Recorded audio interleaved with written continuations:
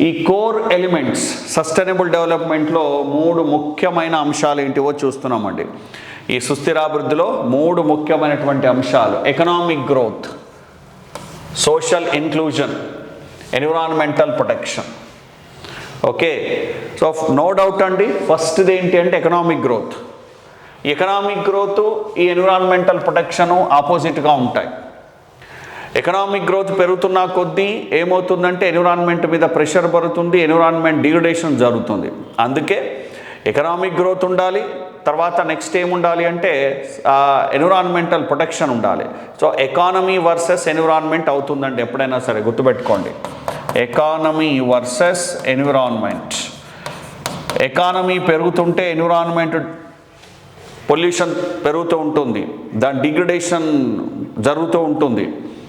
అందుకే ఆర్థికాభివృద్ధి జరగాలి, అదే టైంలో ఎన్విరాన్మెంట్కు మినిమం డ్యామేజ్ జరగాలి, మ్యాక్సిమం కాదు. జీరో డ్యామేజ్ అనేది కొంచెం తక్కువే అనుకోవచ్చు, చాలా తక్కువలో తక్కువ డ్యామేజ్ జరగాలి. అందుకే ఇప్పుడు ఏం చేస్తున్నారు అంటే ఏదైనా ఒక ఎకానమీ రిలేటెడ్ యాక్టివిటీ, ప్రోగ్రామ్ కానీ, పాలసీ కానీ, ఒక ప్రాజెక్ట్ కానీ దాన్ని తయారు చేసేటప్పుడే ఎన్విరాన్మెంటలిస్ట్ ఐడియాలు తీసుకుంటున్నారు. ఎన్విరాన్మెంటలిస్ట్తో కలిసి ఆ ప్రోగ్రామ్ని లేదా ఆ పాలసీని డిజైన్ చేస్తున్నారు. ఇంకా చెప్పాలి అంటే ఎకానమిస్ట్, ఎన్విరాన్మెంటల్ ఇద్దరూ కలిసి ఒక పాలసీని డిజైన్ చేస్తున్నారు. ఎకానమీలో ఎన్విరాన్మెంటలిస్టులను కూడా ఒక పాత్రగా తీసుకుంటున్నారు. కాబట్టి ఏమవుతుందంటే ఆ పాలసీ కానీ, ఆ ప్రోగ్రామ్ కానీ, ఆ ప్రాజెక్ట్ కానీ చేసేటప్పుడు, జరిపేటప్పుడు, దాన్ని కన్స్ట్రక్ట్ చేసేటప్పుడు మినిమం ఎన్విరాన్మెంట్ డ్యామేజ్ జరుగుతుంది.